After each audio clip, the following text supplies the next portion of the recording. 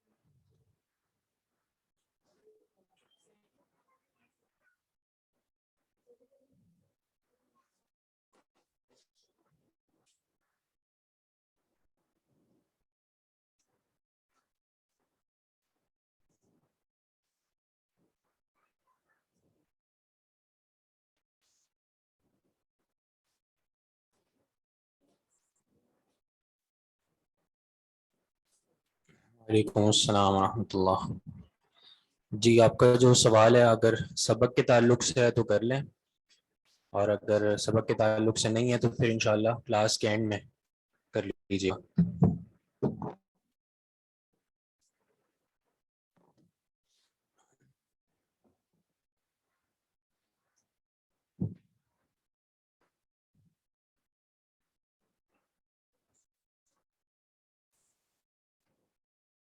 جی کر لیں سوال۔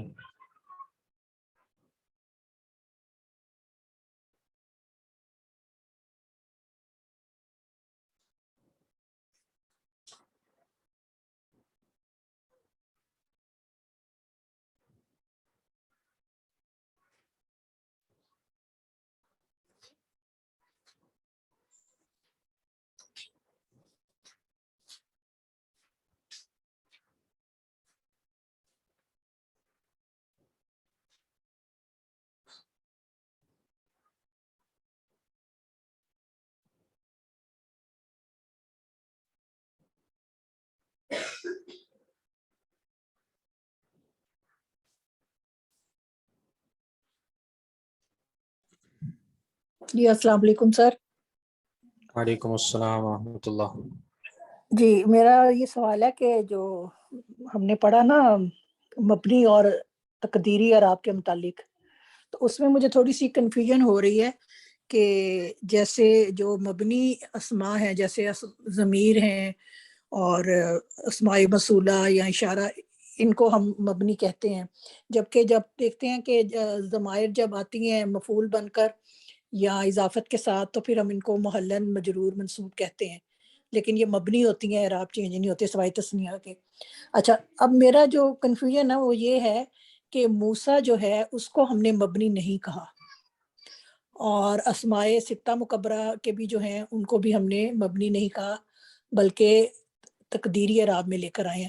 تو میں یہ پوچھنا چاہتی ہوں کہ موسیٰ اور ستہ مکبرہ کے علاوہ اور کون سی اسماء ہیں جن کو ہم جب انالیسس کریں گے تو کہیں گے ان کا اعراب تقدیری ہے؟ ٹھیک ہے، بارک اللہ فیک۔ سوال آیا کہ ہم کیسے فرق کریں گے ان اسماء میں جو مبنی کہلائے جاتے ہیں اور ان اسماء میں جن کا اعراب تقدیری ہوتا ہے، کیونکہ ہم یہ کہتے ہیں کہ جن کا اعراب تقدیری ہوتا ہے وہ اسماء مبنی نہیں ہوتے بلکہ وہ اسماء مورب ہیں، اور اسماء موربہ سے ہی ان کا ہے۔ جی آواز آ رہی ہے اب؟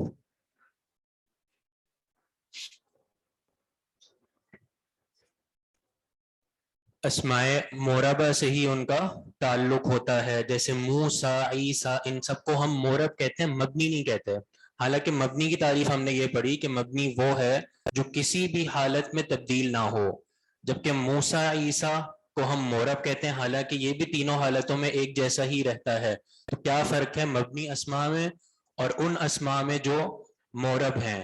اسی طرح سوال میں انہوں نے یہ بھی پوچھا کہ جو اسماء ستہ جن کو ہم کہتے ہیں، ان اسماء ستہ کا کیا تعلق ہے، کہ ان کو ہم کیوں مبنی نہیں کہتے حالانکہ ان کا بھی اعراب جو ہے وہ تقدیری ہوتا ہے؟ تو اس کا جواب یہ ہے کہ سب سے پہلی بات تو یہ کہ تقدیری اعراب کا مطلب یہ ہوتا ہے کہ وہ اعراب تو قبول کرتا ہے لیکن اس کا اعراب تقدیراً ہوتا ہے۔ جیسے اسماء ستہ یا جن کو الاسماء الخمسہ بھی کہتے ہیں، ان کا جو اعراب ہے وہ حرکت سے ظاہر نہیں ہوگا بلکہ حرف سے ظاہر ہوگا۔ تو معنی اعراب تو تبدیل ہو رہا ہے، صحیح ہے، رفع میں واو آ رہا ہے، نصب میں الف آ رہا ہے، جر میں یا آ رہا ہے، تو اعراب تو قبول کیا جا رہا ہے، تو معنی یہ مورب ہے۔ جہاں تک تعلق ہے موسیٰ اور عیسیٰ جیسے اسماء کا کہ ان کو ہم مورب کیوں کہتے ہیں، حالانکہ یہ تو تینوں حالتوں میں اسی طرح رہتے ہیں، جاء موسیٰ رأیت موسیٰ مررت بموسیٰ، تو ہم ان کو مبنی کیوں نہیں کہتے؟ تو یہ بات یاد رکھیے گا کہ یہ اسم مقصور ہے، اور اسم مقصور ہر وہ اسم ہوتا ہے جس کے آخر میں کیا ہو، کھڑی زبر، جیسے موسیٰ، عیسیٰ، عصا، ٹھیک ہے، یعنی لاٹھی، العصا۔ تو جہاں بھی اسم مقصور ہوگا، جی اب آ رہی ہے، ہاں اب آ رہی ہے، پہلے نہیں آ رہی تھی، اب آ رہی ہے۔ جی تو کیا کہہ رہا تھا میں، ہاں، ہاں اسم مقصور میں جو الف مقصورہ ہوتا ہے آخر میں، اس کا مطلب یہ ہوتا ہے کہ اس اسم کی اصل کچھ اور ہے، صحیح ہے، یعنی وہاں پر تعلیل ہوئی ہے اور تعلیل ہونے کے بعد وہاں پہ الف مقصورہ آ چکا ہے، اصل اس کی کچھ اور ہے۔ تو جب اصل کو دیکھیں گے تو اصل کے اعتبار سے وہ لفظ وہ اسم اپنے تینوں اعراب کو قبول کرے گا، ٹھیک ہے، جیسے عصا ہم کہتے ہیں عصا لاٹھی، اس کے آخر میں بھی الف مقصورہ ہے لیکن رہے گا تینوں حالتوں میں ایک جیسا ہی، لیکن جب ہم اس کی اصل دیکھیں گے اصل، تو اصل میں یہ عصا نہیں تھا، ٹھیک ہے، یعنی یہ سارے اسماء جو بھی موسیٰ، عیسیٰ، یحییٰ، عصا، اصل میں یہ کیا تھا، اصل میں مثال کے طور پہ بعض نے اس کو عصایون قرار دیا ہے، تو معنی جب اصل دیکھیں گے تو وہ معرب ہے اور تینوں حالتوں کو قبول کر رہا ہے، تو بس ہم یہ کہتے ہیں کہ یہ ہے معرب لیکن اس کا اعراب تقدیری ہے، یعنی اب یہ تینوں حالتوں میں تقدیری رہے گا، اب یہ اس کی تبدیل ہونے کے کوئی چانسز نہیں ہیں، لیکن اصل کے اعتبار سے یہ سب معرب ہے۔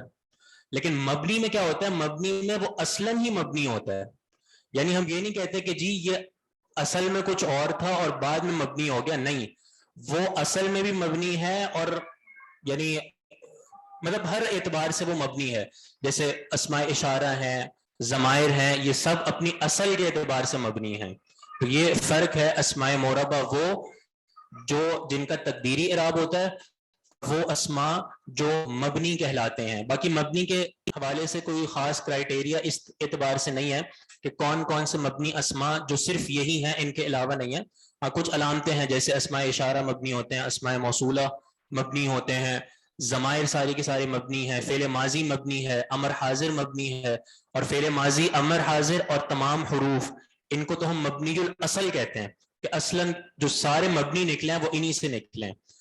تو بہرحال یعنی اس کے علاوہ یعنی کوئی خاص کرائیٹیریا نہیں ہے، بس یہ ہے کہ آپ استعمال سے آپ کو پتہ چل جائے گا کہ کون سے اسماء جو ہیں وہ مبنی استعمال ہوتے ہیں، کون سے اسماء مبنی نہیں استعمال ہوتے۔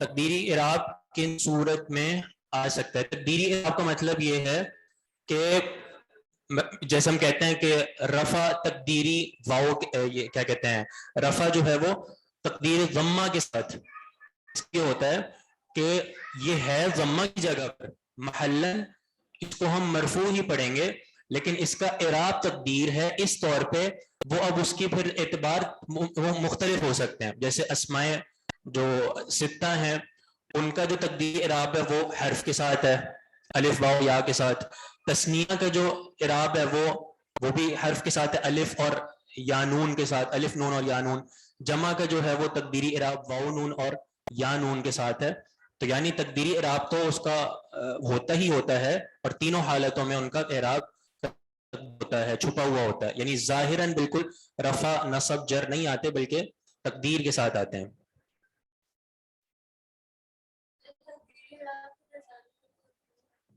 تقدیری اعراب کو پہچاننے کا طریقہ یہی ہے جو سارا بتا دیا ہے، اسماء معربہ ساری کتابوں میں لکھ دی ہے نا کہ یہ اسماء معربہ ہیں اور ان میں سے ان کا اعراب تقدیری ہوتا ہے، تو بس وہی پہچان ہے ان کی، تثنیہ اعراب تقدیری ہے، جمع مذکر سالم کا تقدیری ہے، اور جو ہے وہ غیر منصرف کی جو جری حالت ہے وہ تقدیری ہوتی ہے، یعنی فتحہ کے ساتھ آتی ہے، وہ تقدیر الکسرہ ہوتی ہے اس میں، تو یہ ساری چیزیں بتا دی گئی ہیں نحو کی کتابوں میں۔ یہ سب معرب کہیں گے، جی ہاں بالکل، ان کو کہتے ہی اسماء معربہ ہیں۔ آپ جب آگے یعنی اگلے سال جب آپ آئیں گے تیسرے سال میں، تو آپ کی جو کتاب ہے ہدایت النحو، اس میں الاسماء المعربہ کا ایک خاص چیپٹر ہے اور اس میں ان تمام اسماء کو 9 اصناف یعنی 9 مختلف اقسام میں تقسیم کیا ہے اور ان سب کا ایک ایک کر کے اعراب بتایا ہے اور بڑی وضاحت کے ساتھ، تو یعنی ان سب کو ہم اسماء معربہ کہیں گے، سب معرب اسماء ہیں۔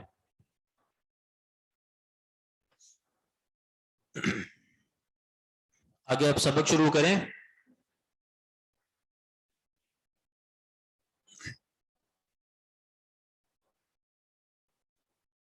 کہاں سے ہے؟ جی کون پڑھے گا آگے؟ چلیں آپ پڑھیے گا۔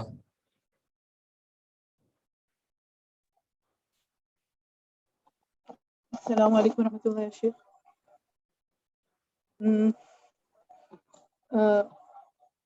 علی آواز آ رہی ہے؟ لأنني لم سر آواز آ رہی ہے؟ بہت کم آواز ہے، ذرا نہیں سمجھ ہی نہیں آ رہا کچھ.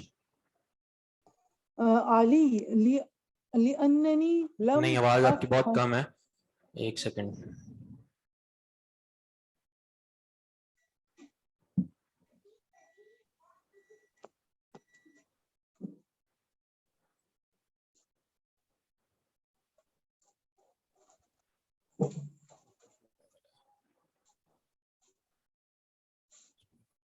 پورا نہیں، آج آپ کی آواز نہیں آ رہی صحیح.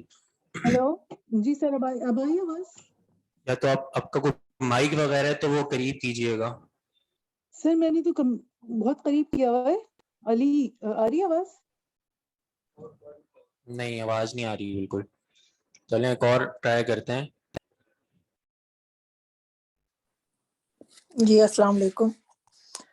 علی جن، میری آواز آ رہی ہے؟ نہیں آواز نہیں آ رہی ان کی بھی. یہ پھر ادھر سے کوئی مسئلہ ہے، کیونکہ میرا تو انمیوٹ ہے، میرے بالکل کلیئر ہے. سوال کیا تھا اس وقت بہت کلیئر آواز تھی.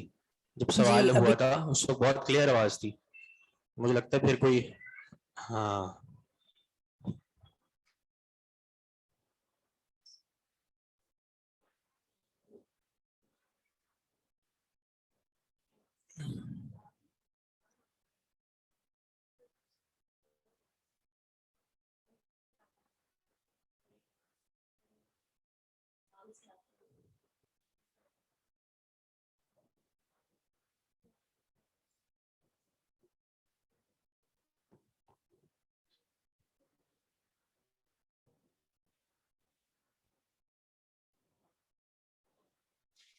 میں نے بھیج دیا تو انشاءاللہ اس کو دیکھتے ہیں.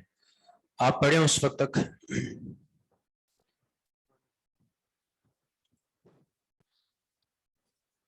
المدرس سأشرح لكم هذا الدرس مرة أخرى الآن. اسمعوا الجملة الاسمية.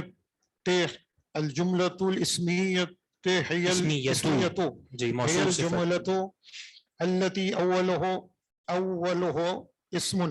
نحو السيارة جميلة، حامد مريض، آمنة مجتهدة. فكل جملة من هذه الجمل أولها اسم وهو المبتدأ، والجزء الثاني هو الخبر. المبتدأ والخبر مرفوعان.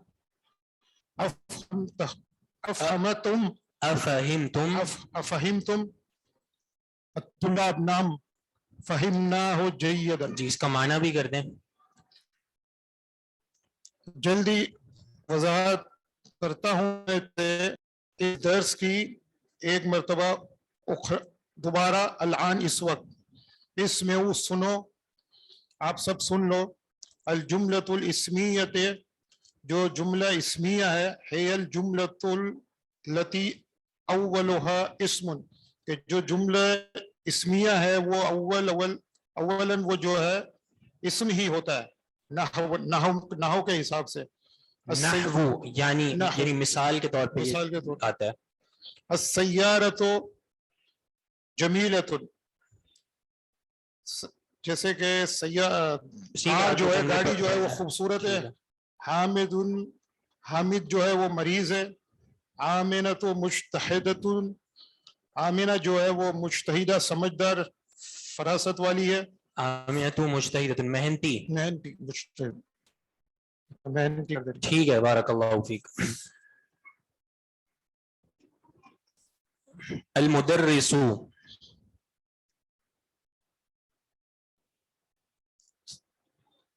سأشرح لكم هذا الدرس مرة أخرى الآن. میں ان قریب آپ کے لیے وضاحت بیان کروں گا.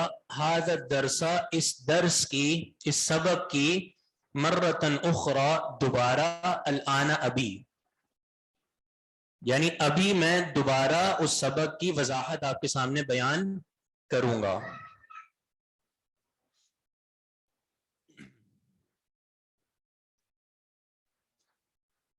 مرتن اخرى کیا معنی ہے اس کا؟ جی مرتن یعنی مرتبہ کو کہتے ہیں اور اخرى دوسری، اور یہ مرتن اخرى موصوف صفت ہے، ٹھیک ہے، مرتن مؤنث ہے اسی لیے اخرى یہ صفت ہے اس کی اور یہ بھی مؤنث ہے، ٹھیک ہے. اگر مرتن کی جگہ کوئی مذکر لفظ ہوتا تو اس کی صفت اخرى نہ ہوتی بلکہ آخرو، صحیح ہے، یعنی اخرى یہ دراصل مؤنث ہے آخرو کی، آخرو جو دوسرے کے معنی میں آتا ہے. اخرى تقدیری ہے، جی ہاں یہ بھی وہی ہے، یعنی اسم مقصور آخر میں کھڑی زبر ہے. جی الآن یہ ظرف کے طور پر آتا ہے جس کا معنی ہوتا ہے ابھی، اور یہ ہمیشہ ایک ہی حالت میں رہتا ہے، یعنی یہ ایک ہی اس کا اعراب رہتا ہے الآن، تو اس کو ہم مبنی کہیں گے. اسمعوا تو اب سنیے،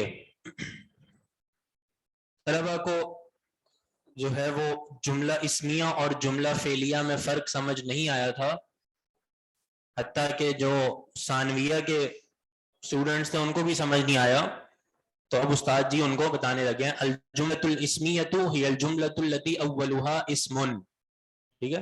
تو ماشاءاللہ آپ کا جو ہے وہ لیول اتنا اچھا ہے کہ آپ کو یہ پتہ ہے کہ جملہ اسمیہ کیا ہوتا ہے اور جملہ فعلیہ کیا ہوتا ہے. الجملۃ الاسمیۃ ہی الجملۃ التی اولها اسم، جملہ اسمیہ وہ جملہ ہے جس اول جس کا پہلا جز اسم ہو.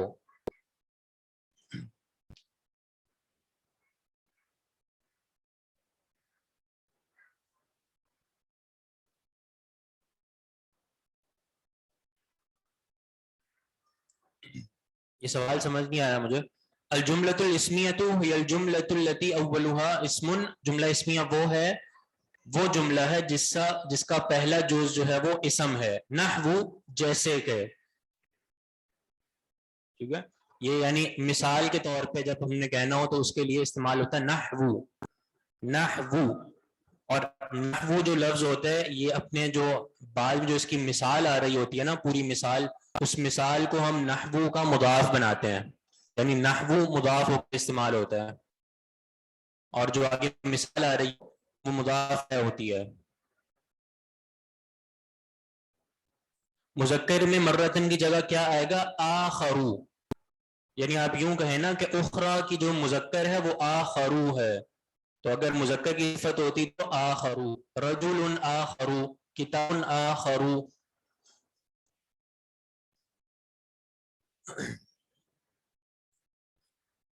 نحو السیارۃ جمیلۃ، جی مطلب کیا ہے اس کا؟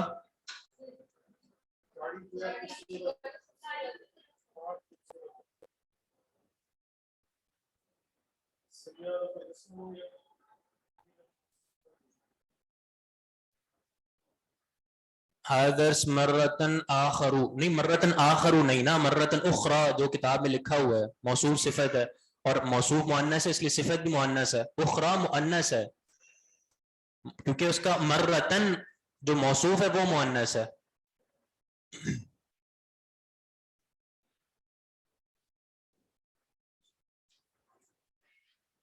تسمعو، تسمعو تھا اسمعو، اسمعو یہ امر کا صیغہ، اسمعو سنو، تم سب سنو، جمع مذکر، اور یہ امر حاضر کا صیغہ ہے. اگر یہ سوال ہے کہ تسمعون سے بنا ہے تو یہ بات ٹھیک ہے کیونکہ امر حاضر فعل مضارع کے صیغے سے بنتا ہے، یعنی امر حاضر فعل مضارع کے حاضر کے صیغوں سے بنتا ہے، تو تسمعون سے بنا ہے. نحو کا مضاف الیہ کا ہے، نحو کا مضاف الیہ یہ جو آگے ساری مثالیں ہیں، السیارۃ جمیلۃ، حامد مریض، آمنۃ مجتہدۃ، یہ پورے جملے مضاف الیہ ہیں. کبھی کبھار اس طرح ہوتا ہے جیسے آپ نے یہاں پہ دیکھا ہے کہ ہے تو مضاف الیہ لیکن مضاف الیہ پہ جر نہیں آ رہی، ٹھیک ہے، تو اس کو ہم کہتے ہیں کہ یہ ایک اعراب حکائی. اعراب حکائی کا مطلب یہ ہوتا ہے کہ جس طرح وہ پورا جملہ ہے اسی طرح ذکر کر دیا جائے اور اس کو پھر آپ مضاف الیہ بنا دیں یا کچھ بھی جو بھی جملے کا جز بنانا ہے اس طرح بنا دیں. یعنی اب اس کو ہم نحو کو مضاف بنا کے آگے اس پورے جملے کو مضاف الیہ بنائیں گے، اور جب جملے کو مضاف الیہ بنائیں گے تب آپ جملے کو ظاہر سی بات ہے کسرہ نہیں دیں گے بلکہ وہ اپنی حالت پہ ہی رہے گا.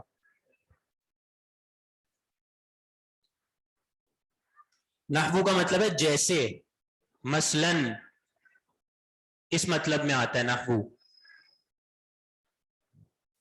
لیکن اگر مذکر کے لیے مرتن کی جگہ کیا استعمال کریں گے؟ آخرو. آخرو. اچھا مرتن کی جگہ، مرتن کی جگہ مطلب یعنی لفظ کا اگر پوچھ رہے ہیں تو یعنی مرتبہ اس کا معنی ہوتا ہے نا کہ ایک مرتبہ، دو مرتبہ، تو اس کے لیے لفظ جو ہے وہ مرتن ہی ہے، تو مرتن کے لیے صفت اخرى ہوگی.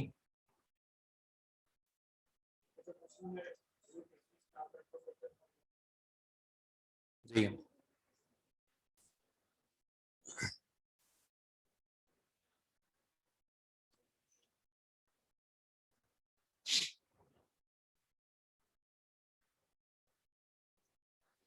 نحو السیارۃ جمیلۃ حامد مریض آمنۃ مجتہدۃ. یہ جو مثالیں دی ہیں یہ کس کی مثالیں؟ جملہ اسمیہ کی. اور آگے دیکھا کہ جملہ اسمیہ اس طرح ہے کہ اس کی ابتدا اسم سے ہو رہی ہے، تو اس لیے اسم. آگے کہتے ہیں فَكُلُّ جُمْلَةٍ هَذِهِ الْجُمَلِ أَوَّلُهَا اسْمٌ وَهُوَ الْمُبْتَدَأُ وَالْجُزْءُ هُوَ الْخَبَرُ. فَكُلُّ جُمْلَةٍ مِّنْ هَذِهِ الْجُمَلِ، ہر جملہ ان جملوں میں سے، اولها اسم، اس کا اول اسم ہے، اور وَهُوَ الْمُبْتَدَأُ، اور وہ جو اول ہے جس کو ہم یعنی جو پہلے آ رہا ہے اس کو ہم کیا کہتے ہیں؟ مبتدا. والجزء الثانی هو الخبر، اور جو دوسرا حصہ ہے اس جملے کا هو الخبر، وہ خبر ہے. آگے کہتے ہیں المبتدا والخبر مرفوعان. یہ بات بھی یاد رکھو کہ مبتدا اور خبر دونوں مرفوع ہوتے ہیں. افہمتم، کیا تم سمجھ گئے؟ الطلاب نعم فہمناہ جیدا، جی ہاں ہم نے اس کو اچھی طرح سمجھ لیا ہے.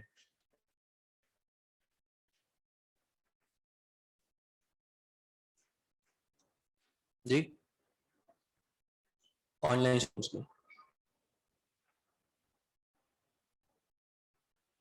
اچھا ابھی تھوڑی دیر پہلے چیک کیا تھا اس وقت صحیح تھی، پھر جو آپ بتایا کہ صحیح ہے پھر آپ لوگ جب گئے تو اس کے بعد پھر خراب ہو.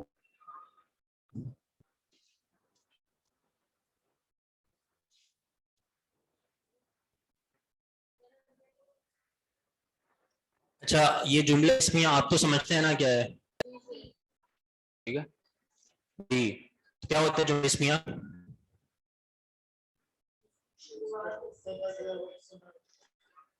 مبتدا اسم نہ ہو بلکہ یہ کہیں گے کہ پہلا حصہ اسم ہو، اسے ہم دوسرا حصہ کچھ بھی ہو سکتا ہے، وہ فعل بھی ہو سکتا ہے اور وہ اسم بھی ہو سکتا ہے. اچھا یہ ایک علامت ہے جملہ اسمیہ کی کہ اس کا ابتدا، اس کی جو ابتدا ہے وہ اسم سے ہوتی ہے. تو اب آپ جو بھی ایسی عبارت دیکھیں، ایسا کوئی کلمہ دیکھیں، اعراب دیکھیں، یا قرآن مجید میں کوئی آیت دیکھیں کہ اس کی ابتدا اسم سے ہو رہی ہے، صحیح ہے، اس کی ابتدا اسم سے ہو رہی ہے، تو آپ اس کو لا محالہ مبتدا ہی بنائیں گے، کیونکہ مبتدا کو مبتدا کہتے ہی اس لیے ہیں کیونکہ اسی کے ذریعے ابتدا کی جاتی ہے. جیسے بالکل آپ پہلی آیت لے لیں الحمد للہ رب العالمین، اب الحمد سے ہی ابتدا ہو رہی ہے، اور الحمد کے پیچھے کوئی اور نہ فعل ہے نہ کوئی اور عامل ہے، تو الحمد سے ہی ابتدا ہو رہی ہے، تو معنی یہ کیا ہوا؟ مبتدا ہو گیا. تو جملہ اسمیہ میں مبتدا خبر ہوتا ہے، تو یہ جملہ اسمیہ میں مبتدا خبر ہوتا ہے، اور جملہ فعلیہ میں مبتدا خبر نہیں ہوتا بلکہ اس میں فعل فاعل مفعول وغیرہ ہوتے ہیں.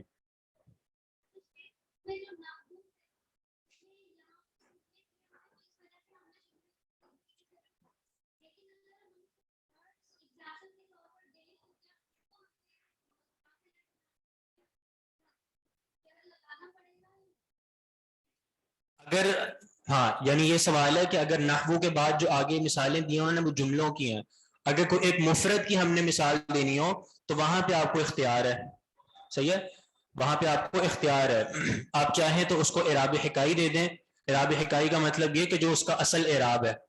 ٹھیک ہے, آپ کو جیسے مثال دے رہے ہیں آپ الف لام کی, کہ کسی اسم سے پہلے الف لام آ جائے تو آپ یہ کہتے ہیں نحو الکتاب, صحیح ہے.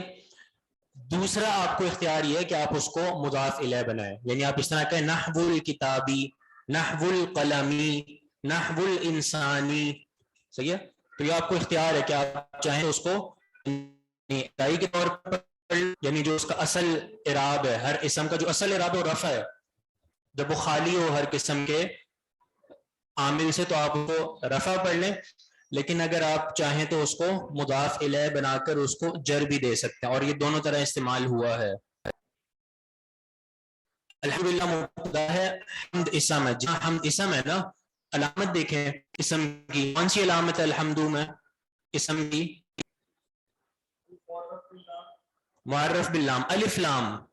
الحمد میں اسم کی جو علامت ہے وہ الف لام ہے, ٹھیک ہے. تو یہ الف جو یہ علامتیں ہوتی ہیں نا اسم اور فعل کی, یہ سب سے بنیادی چیز ہے جس کے ذریعے ہی آپ کو فرق سمجھ آئے گا اور فعل میں.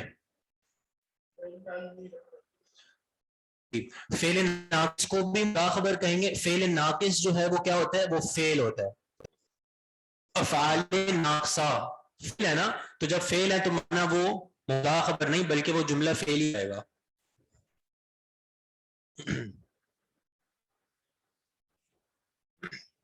افہمتم,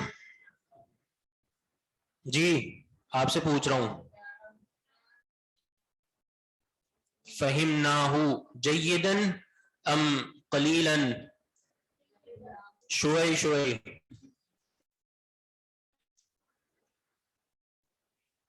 بس انا لما افہم, کیا مطلب ہے اس کا؟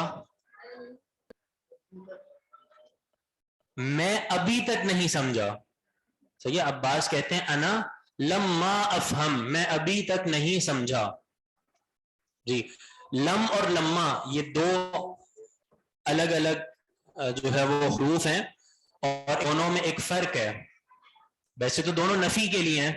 لم افہم کا مطلب ہے میں نہیں سمجھا, اور لما افہم کا مطلب ہے میں ابھی تک نہیں سمجھا, صحیح ہے. تو لما کا مطلب یہ ہوتا ہے کہ جس چیز کی آپ نفی کر رہے ہیں اس چیز کا تعلق میرے بولنے تک ہے, صحیح ہے, میرے بولنے تک ہے, اور اس کے بعد ممکن ہے کہ وہ چیز ہو جائے. صحیح ہے. تو یعنی آسان سی بات یہ ہے کہ لما کے معنی میں یہ آتا ہے کہ میں ابھی تک, یعنی ابھی تک ایسا نہیں ہوا. قرآن مجید میں بھی اللہ تعالی نے فرمایا ہے نا سورہ الجمعہ کے شروع میں, هو الذي بعث في الأميين رسولا منهم يتلو عليهم آياته ويزكيهم ويعلمهم الكتاب والحكمة وإن كانوا من قبل لفي ضلال مبين وآخرين منهم لما يلحقوا بهم, کہ ہم نے رسول کو بھیجا ہے هو الذي بعث في الأميين, امیین میں, ٹھیک ہے, یعنی اس سے مراد عرب کے لوگ ہیں کہ ہم نے ان میں رسول بھیجا ہے. وآخرین منہم, اور اسی طرح ہم نے رسول بھیجا ہے امیین کے علاوہ اور لوگوں کی طرف بھی, کہ لما یلحقوا بہم, کہ وہ ابھی تک ان سے نہیں ملے. ابھی تک نہیں ملے یعنی ابھی تک جب تک یہ بات ہوئی ہے ابھی تک نہیں ملے, بعد میں ان کی ملاقات ممکن ہے. بعد میں کب, بعد میں کب ممکن ہے ملاقات؟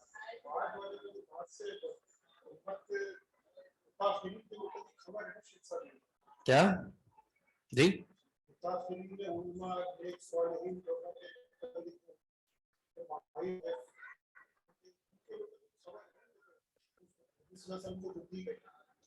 یہ دراصل خبر خاصت بشارت ہے جی, تبشیر بھی ہے اس میں کہ لما یلحقوا بہم, ابھی تک نہیں ملے لیکن ان قریب مل جائیں گے. اسی لیے لم یلحقوا استعمال نہیں کیا اللہ نے, بلکہ لما یلحقوا بہم. لم یلحقوا کا معنی یہ ہوتا کہ نہیں ملے بس, لیکن جب یہ کہا جائے لما یلحقوا ابھی تک نہیں ملے کا مطلب یہ ہوتا ہے کہ بعد میں ملنے کا.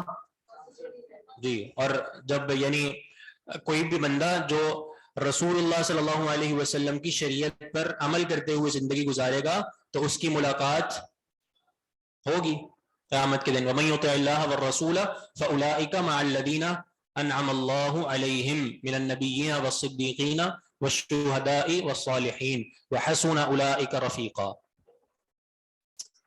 فعل مضارع کو جزم دیتے ہیں دونوں. جی ہاں، تاکید کے لیے نہیں آتے، تاکید کے لیے نہیں ہے. تاکید کی جو نفی کرتا ہے وہ کون سا حرف کرتا ہے؟ وہ آپ نے دو اسباق پہلے پڑھا تھا جی، یعنی نفی اور تاکید دونوں. نفی تو ہے لم میں بھی لمہ میں بھی، لیکن ایک نفی تاکید کی ہوتی ہے، وہ کس میں ہوتی ہے؟ لن. ٹھیک ہے، لن یفعلوا، لن یفعل، اور وہ نصب دیتا ہے، حرف لن نصب دیتا ہے، جبکہ لم اور لمہ یہ دونوں جزم دیتے ہیں. اور اس مثال میں انہوں نے کثرت سے لم کو استعمال کیا اور اب یہ لمہ بھی انہوں نے استعمال کیا ہے. فعل مضارع کو جزم دیں گے، مادے میں کوئی چینجز نہیں ہوتی، نہیں مادے میں کوئی چینج نہیں ہوگا، آخر جزم دیں گے. اگر آخر میں حرف علت ہے تو اس کو گرا دیں گے. ٹھیک ہے، یعنی اگر آخر حرف علت ہے تو اس کو جزم دینے کی صورت یہ ہوگی پھر کہ آپ نے اس حرف علت کو گرا دیا. جیسے رما یرمی، یرمی آخر میں یا ہے، اس میں آپ لم لگا دیں تو کس طرح پڑھیں گے؟ لم یرمی. صحیح ہے، لم یرمی، یعنی میم کے نیچے کسرہ آ گئی اور بس یا حذف ہو گئی حرف علت.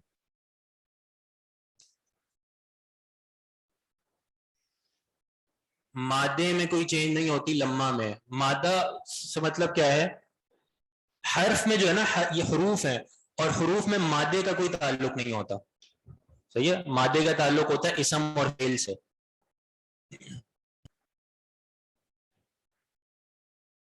ماضی میں سمجھا نہیں میں کیا مطلب، ماضی میں تو داخل نہیں ہوتے، یہ مضارع میں داخل ہوتا ہے، ماضی میں داخل ہوتا ہے لم اور لا.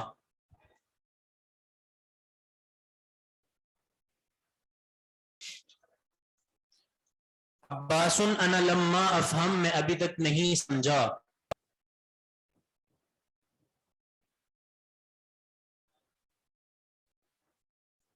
پیج 44 کی لاسٹ لائن میں لم افہم الفرقہ یا افہم، اچھا وہ ہے لم افہم.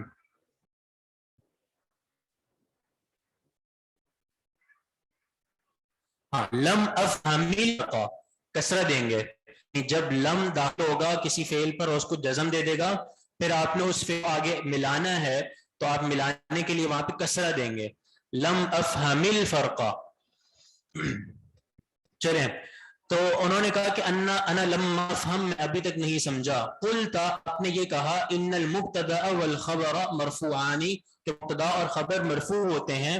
فما معنی المرفوع، تو مجھے پہلے یہ تو بتائیں مرفوع کا معنی کیا ہوتا ہے. یعنی مرفوع کا معنی مجھے نہیں پتا اور آپ مجھے مبتدا اور خبر اور جملہ اسمیہ اور جملہ فعلیہ بتا رہے ہیں، تو مجھے تو مرفوع کا معنی نہیں پتا. جی، فما معنی المرفوع، تو مرفوع کا کیا معنی ہے؟ وہ اردو میں کہتے ہیں نا کہ ساری رات قصہ یوسف سنا اور صبح کیا کہا کہ زلیخا مرد تھا یا عورت. جی جی، المدرس المرفوع هو الاسم الذي في آخره ضمۃ. مدرس کہتے ہیں مرفوع وہ ہوتا ہے، وہ اسم ہوتا ہے جس کے آخر میں ضمہ ہو. نحو المدرس الکتاب الباب. عباس الآن فہمت، ٹھیک ہے، اب میں سمجھ گیا، اب میں سمجھ گیا. عباس المدرس. اما الجملۃ الفعلیۃ، اب وہ واپس اپنے جملہ فعلیہ کی طرف آ رہے ہیں. اما الجملۃ الفعلیۃ، جہاں تک بات ہے جملہ فعلیہ کی، یہ اما جس کا معنی ہوتا ہے کہ جہاں تک اس چیز کا تعلق ہے، جہاں تک اس چیز کی بات ہے، پھر اس کی آگے بات شروع کی جاتی ہے. اما الجملۃ الفعلیۃ، جہاں تک بات ہے جملہ فعلیہ کی، فہی الجملۃ التی اولها فعل، تو یہ وہ جملہ ہوتا ہے جس کا پہلا حصہ فعل ہو. جیسے نحو دخل المدرس، کیا معنی ہے؟ مدرس داخل ہوا. اچھا جملہ اسمیہ اور جملہ فعلیہ میں آپ نے یہ پڑھا کہ جملہ اسمیہ وہ ہوتا ہے جس کا پہلا اسم ہو، پہلا حصہ، اور دوسرا حصہ کیا ہو؟ دوسرا حصہ خبر تو دونوں تعلق سے، یعنی مبتدا آ گیا تو بعد میں اس کی خبر ہی آئے گی. دوسرا حصہ اسم بھی ہو سکتا ہے اور فعل بھی ہو سکتا ہے. جیسے مثال کے اوپر پڑھیے آپ نے، جیسے زید قائم، ٹھیک ہے، زید کھڑا ہوا ہے، اسی کو آپ فعل بھی کر سکتے ہیں، زید قام، زید کھڑا ہوا. تو معنی جملہ اسمیہ میں بس یہ شرط ہے کہ پہلا حصہ اسم ہونا چاہیے، دوسرا حصہ اسم ہو چاہے فعل ہو، کوئی بھی ہو. لیکن جملہ فعلیہ میں کیا ہوتا ہے؟ اس کا پہلا حصہ فعل ہوتا ہے، دوسرے حصے کے بارے میں کیا ہے؟ وہ بھی کچھ ہو سکتا ہے، یعنی فعل بھی ہو سکتا ہے، ضرب ضربا. یعنی جملہ فعلیہ میں استعمال ہی ایسا ہوتا ہے کہ فعل آ گیا، فعل کے بعد پھر ظاہر سی بات ہے فاعل آ رہا ہے اور فاعل اسم ہوتا ہے. تو جملہ فعلیہ میں لا محالہ دوسرا حصہ اسم ہی ہوگا، صحیح، اس میں یہ بات ہی نہیں ہے.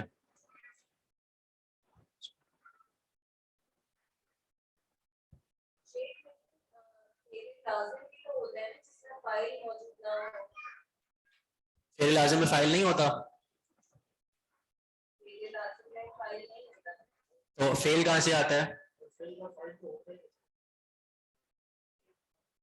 اگر فعل لازم میں فاعل نہیں ہے تو فعل کہاں سے آیا؟ فعل کا وجود کہاں سے آیا جب کرنے والے ہی کوئی نہیں؟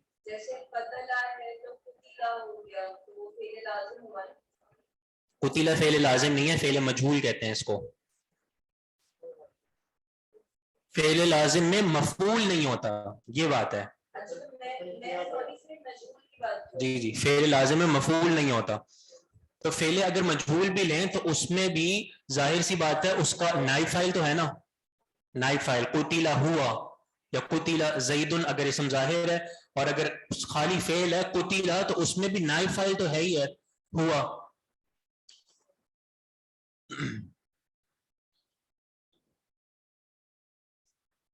فعل فاعل اور مفعول ہوتا ہے جملہ فعلیہ. یعنی جملہ فعلیہ کی تعریف یہ ہے کہ اس سے پہلے فعل ہو بس. آگے اب وہ کبھی بس اوقات فعل جو ہے وہ فاعل پر اپنی بات پوری کر لیتا ہے، کبھی اس کو مفعول کی بھی ضرورت ہوتی ہے، کبھی فعل فاعل مفعول کے علاوہ اور بھی چیزیں ہوتی ہیں، ظرف ہوتا ہے، جو ہے وہ جار مجرور ہوتے ہیں، جیسے کتب علی السبورۃ.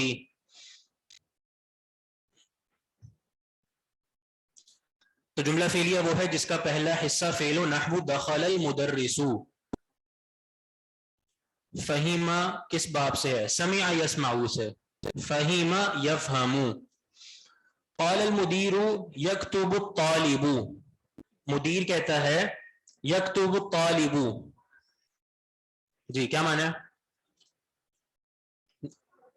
مطلب قال المدیر ایک الگ مثال ہے، اس کے ساتھ نہیں ہے.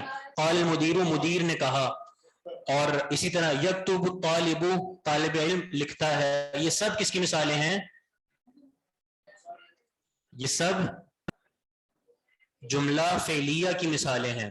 ففی کل جملۃ من هذه الجمل کلمتان، ان میں سے ہر ایک جملے کی، ان جملوں میں سے کلمتان دو کلمے ہیں. الجمل یہ جمع ہے کس کی؟ جملتن کی.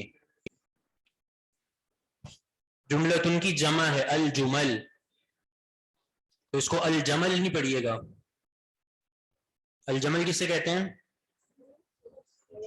اونٹ. جی تو من هذه الجمل کلمتان، الکلمۃ الاولى فعل والکلمۃ الثانیۃ اسم. پہلا کلمہ فعل ہے اور دوسرا کلمہ اسم ہے. وهذا الاسم الذي ياتي بعد الفعل اسمه الفاعل، اور یہ اسم جو اس فعل کے بعد آ رہا ہے اس کا نام ہے فاعل. الفاعل مرفوع، فاعل مرفوع ہوتا ہے. افہمتم، آپ لوگوں کے لیے تو بالکل یہ پہلے دن کی باتیں ہیں، ایسے ہی ہے نا. تو فاعل جو ہے وہ مرفوع ہوتا ہے. افہمتم، آپ سمجھ گئے. الطلاب نعم فہمنا والحمد للہ، جی ہاں ہم سمجھ گئے والحمد للہ. علی یا استاذو، یا استاذو، ٹھیک ہے. جب یا حرف ندا آ جائے، جب یا حرف ندا آ جائے کسی اسم پر, صحیح ہے, تو اس کو ہم رفع دیں گے بلا تنوین کے, بغیر تنوین کے. ٹھیک ہے, تو اب اس کو استاذن نہیں پڑھیں گے بلکہ یا استاذو. اگر وہ مفرد ہے تو مفرد ہے, صحیح ہے, مفرد ہونا ضروری ہے. اگر وہ مفرد ہے, جیسے یہاں پہ مفرد ہے, وہاں پہ مضاف ہو گیا تھا تو ہم نے پڑھا تھا کہ جب مضاف ہو تو منصوب ہو جائے گا, یا استادنا.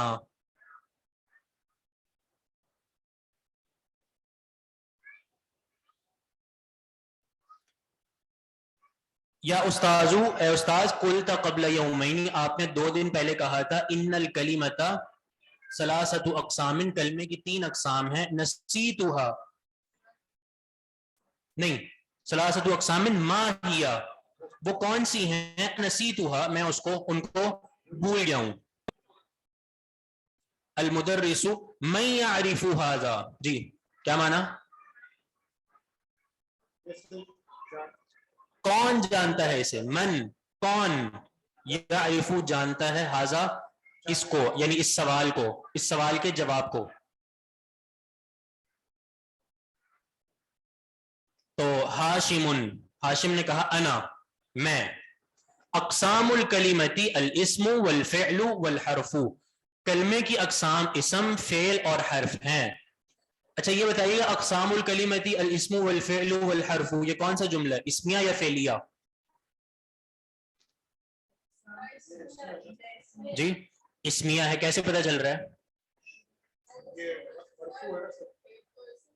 نہیں, مرفوع ہونے سے تو نہیں پتہ چلے گا, ال بھی نہیں ہے. اقسام بس یہ کہہ دیں اسم ہے, ٹھیک ہے, اسم ہے. باقی پھر اسم کی اگر علامت پوچھی جائے تب آپ بھی کہہ سکتے ہیں کہ یہاں پہ اضافت ہے, اقسام مضاف ہے اور الکلمتی مضاف ہے. تو معنی آپ کو ایسے پتہ چلا کہ اسم سے ابتدا ہو رہی ہے تو جملہ اسمیہ ہے. اچھا اس میں پھر کون سی ترکیب ہوتی ہے, مبتدا خبر والی, صحیح ہے. تو اب یہاں پہ کیا مبتدا ہے اور کیا خبر ہے, کس طرح کریں گے اس کو آپ اعراب میں, کس طرح بنے گا مبتدا, یعنی پورا اگر ایک ایک لفظ کی آپ وضاحت کریں تو مضاف مضاف الیہ مل کر, یعنی اقسام مضاف اور الکلمتی مضاف الیہ, مضاف اپنے مضاف الیہ سے مل کر مبتدا, صحیح ہے. جی آگے کیا ہوگا پھر,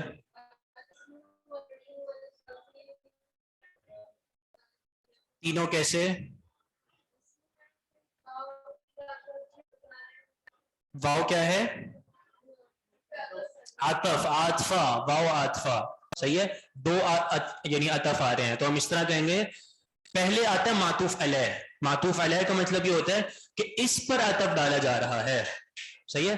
الاسم پر عطف ڈالا جا رہا ہے فعل اور حرف کا, تو ہم کہیں گے الاسم معطوف علیہ, واو حرف عطف, الفعل معطوف اول, پھر واو حرف عطف, الحرف معطوف ثانی, 2 معطوف ہو گئے نا, الفعل والحرف.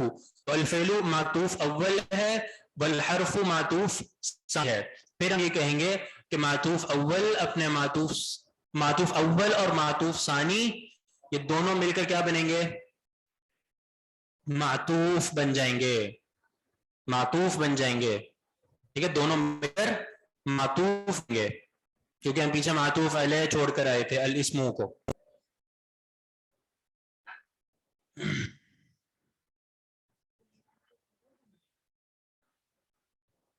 عطف کے بعد معطوف آتا ہے, جی عطف کے بعد معطوف آتا ہے, اور جس پر عطف ڈالا جا رہا ہو اس کو معطوف علیہ کہتے ہیں, صحیح ہے. تو ہم یہ کہیں گے الاسم معطوف علیہ, واو حرف عطف, الفعل معطوف اول, واو حرف عطف, الحرف معطوف ثانی, معطوف اول معطوف ثانی سے مل کر الاسم کا معطوف, ٹھیک ہے. پھر الاسم معطوف علیہ اپنے دونوں معطوفوں سے مل کر خبر بن جائے گا, کس کی, مبتدا کی. اقسام الکلمتی کو ہم مبتدا چھوڑ کر آئے تھے. خبر تو نکرہ ہوتی ہے, جی اب تھوڑی سی ایڈوانس ہوئی ہے نحو, تو اب ایسا ہے کہ خبر تو نکرہ لیکن کبھی کبھار معرفہ بھی ہو گیا, کبھی کبھار معرفہ بھی ہو جاتی ہے. یہ ویسے آپ لوگوں کے اگلے سال کی باتیں ہیں، خبر کے معرفہ ہونے کی صورتیں.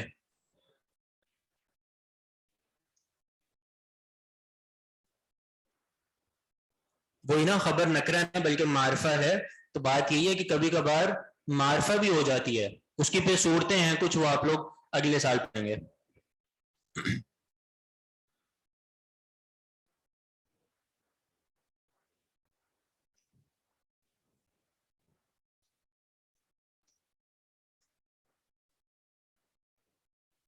آج بھی ہمارا محادثہ نہیں ہو سکا، تو کب پرسوں ہے کلاس، کریں پھر.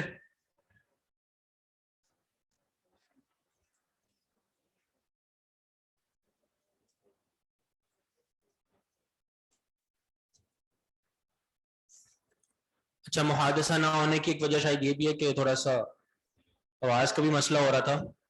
تو انشاءاللہ اگلی دفعہ صحیح ہو جائے گا، تو پھر اگلی کلاس میں ہم محادثہ بھی کریں گے. اور ایک موضوع ہم نے پہلے دیا ہوا تھا، بات کی تھی اس پہ. کون سا موضوع تھا؟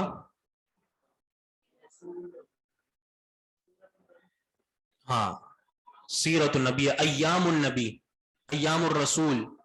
مطلب اس کو آپ کسی بھی طرح سے بیان کر سکتے ہیں. اور یہ ہم یہ بھی کر سکتے ہیں کہ ایک تو اگر آپ نے کوئی تیاری کی ہوئی ہے وہ آپ پوچھیں گے، وہ آپ مجھے بتائیں گے، اور میں آپ سے سوال بھی کر سکتا ہوں، تاکہ ہمیں جب میں آپ سے سوال کروں تو آپ اسی وقت فی البدی عربی میں اس کا جواب بھی دیں.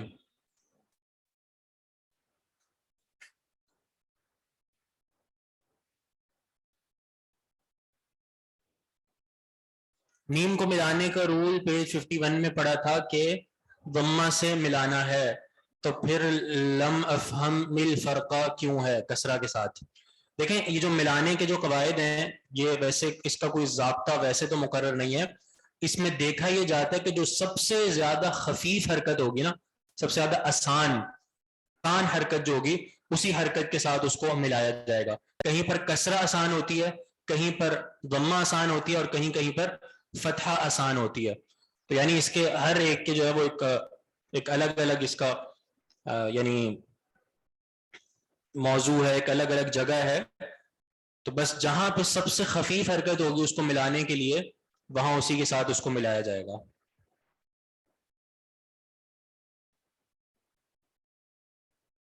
بلاغہ، واللہ عالم، مجھے پتہ نہیں بلاغہ آپ کے اس میں ہے یا نہیں. چلیں بھائی، سبحانک اللہم وبحمدک، اشہد ان لا الہ الا انت، استغفرک واتوب الیک. السلام علیکم ورحمۃ اللہ وبرکاتہ.